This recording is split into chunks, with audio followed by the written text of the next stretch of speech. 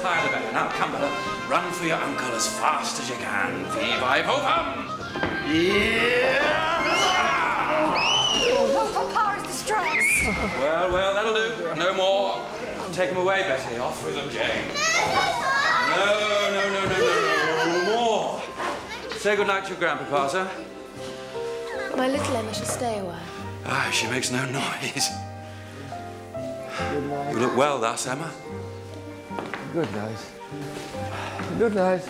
Now then, sir, shall we take you, your little horse, to bed? Yes, we will, sir. Yes, we will.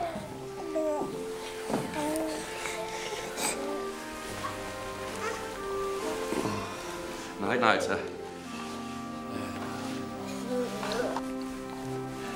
I remember holding you thus once upon a time. You and I must not be enemies. No. You may do wrong, and I may be angry with you, but you and I shall never be enemies. You forget that I have not been proved wrong. But I do hope that Mr. Martin is not very disappointed. A man could not be more so. Then indeed I am very sorry. No, Isabella, there is no avoiding it. Mr. and Mrs. Weston have invited me, and we must go. Christmas Eve or not, whatever the weather. She is a bride, and the visit must be paid, I do believe, whatever the consequences.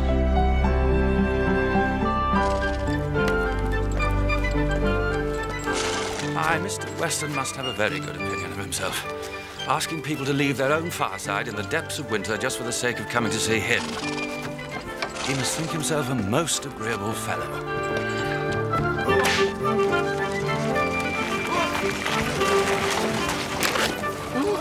Go slowly, James. Go carefully. And here we are, setting forward to spend 5 dull hours in another man's house, going in dismal weather to return probably in worse, actually snowing at this moment and more to come. 4 horses and 4 servants taken out for nothing but to convey 4 idle, shivering creatures into colder rooms and worse company than they might have had at home. But you must know we are sure of excellent fires and everything in the greatest comfort. Here's the parson. He looks keen enough.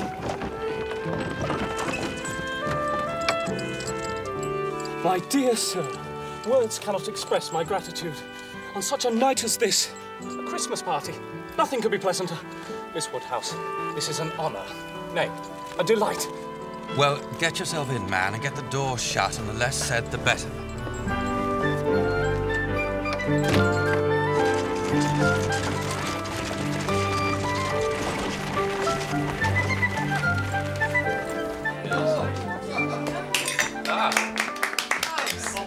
A very happy gathering indeed.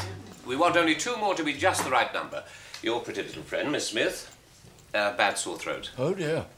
Has Perry been called? Yes, and recommends she stay in bed. Yes, what a shame for her, and a sad loss for us. Indeed. And my son, Frank. I had thought that Frank would be here for Christmas, but it was not to be. So, to absent friends. Absent friends. I'm beginning to feel I shall never meet the famous Mr. Frank Churchill. No, you're wrong. For he has promised to be with us in 2 weeks' time. Frank is the son of my first marriage, Mr. Elton. His poor mother died when he was but 2 years old, and her family undertook his care and education, and in gratitude he took their name. A good deal of money in it, I dare say. What age is the young man now? He is 23, and though I say it myself, as fine a young man as anyone could wish to see. My only complaint is that Mrs. Churchill likes to keep him at her beck and call in Yorkshire, so that he's not able to be here as often as he would wish. Indeed, for I have never yet set eyes on him. He should have come before this. To speak bluntly, Mum, it is his plain duty to his father and to you. Well, I forgive him. It is a delicate business. Mrs. Churchill rules at Enscombe, and she's a very odd-tempered woman. And his coming now depends on her being willing to spare him. That is the young man in question. Frank to the very life. Then he is very handsome. Is he not, Mr. Elton? I hardly know. Appearances may often deceive. As is well known, I intend never to marry. But I confess, if I were to change my mind, I have always thought Mr. Frank Churchill might be the man. For by all accounts, he seems to be the very epitome of manly excellence. Apart from his disinclination to exert himself and do what he knows to be right. Mr. Knightley, isn't it very unfair to judge a person's conduct when we do not know his situation? He may be unable to do what he truly wishes. There is one thing a man can always do if he chooses, and that is his duty. If he truly willed it, he could be here tomorrow. You seem determined to think ill of him. I? Not at all. He's a person I never think of from one month's end to another.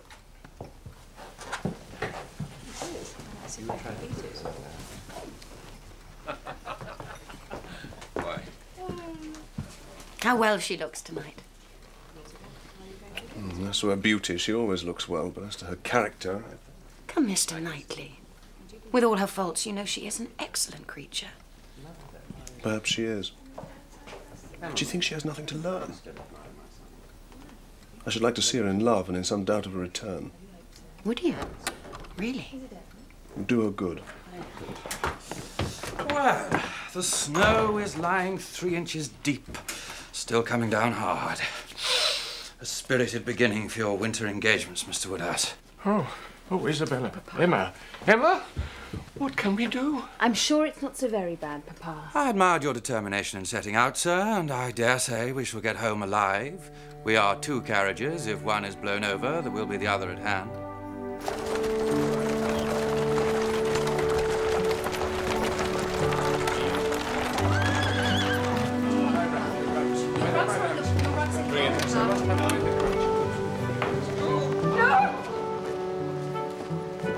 Mrs. Weston, how can I thank you for such a splendid evening?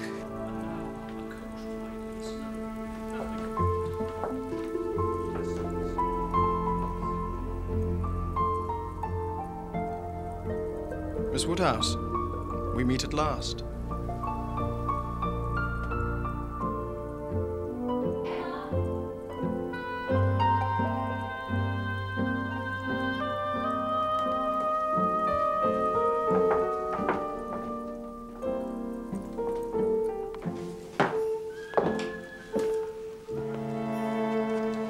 Mr. John Knightley went in the first carriage with Mrs. Knightley and your father.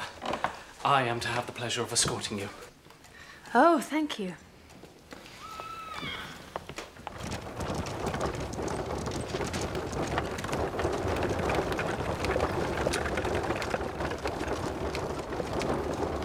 It seems a pity that our party had to... Mr. Elton! Forgive me. I must avail myself of this God-given opportunity to tell you what I'm sure you must already know. That I adore you, worship you, passionately. Mr. Elton, Forgive please. me. I can't help myself. Dearest Miss Woodhouse, Emma, release me from torment. Tell me you return my love. Tell me you will be my wife and make me the happiest man on earth. Oh, Emma, I read my answer in your eyes. Mr. Elton, I am astonished. No, I'm sure you cannot be. Lovely as you are. Mr. Elton, I think you must have drunk too much of Mr. Weston's good wine. You have forgot yourself. I am not Miss Smith, but I shall be happy to take any message to her. Miss Smith? What should I have to do with Miss Smith? What do I care about her? Who can think of Miss Smith when Miss Woodhouse is near? No, you are all loveliness and modesty, but I'm sure you could not have mistaken my intentions. No, indeed you could not. Charming Miss Woodhouse. Allow me to interpret this interesting silence. It confesses that you have long understood me. Does it not? Lovely Miss Woodhouse. No, sir, it confesses no such thing. I have seen you only as the admirer of my friend. In no other light could you have been more to me than a common acquaintance. After all your attentions to Miss Smith, do you ask me to believe you have never thought seriously of her? Miss Smith? I think seriously of Miss Smith. No doubt there are men who might not object. Everyone has their level, but I am not, I think, quite so much at a loss. No, madam. My visits have been for yourself only. After all the encouragement I received. Encouragement? Sir, you've been entirely mistaken in supposing it. I'm exceedingly sorry, but it's as well the mistake ends where it does. I trust your disappointment will not be lasting. I have no thoughts of matrimony at present.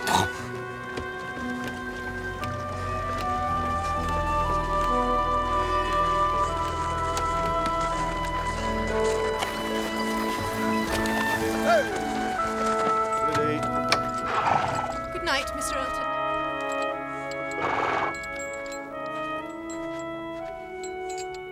Good night.